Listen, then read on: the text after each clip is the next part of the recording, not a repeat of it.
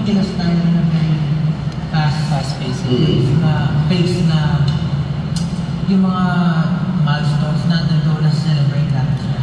Parang napapatuhan ulit ng panibagong milestones. Parang, yun yan, surreal.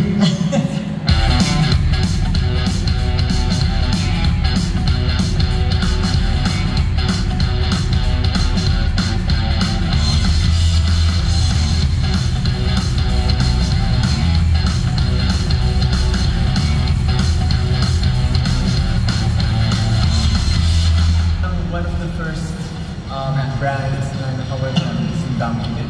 Siyempre, yung time yun, nagka-excite kasi nagsa-start yung career namin.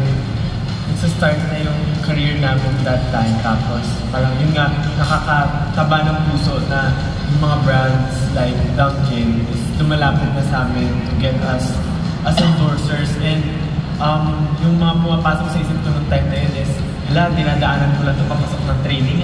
Bili ako ng iced coffee tsaka isang donut.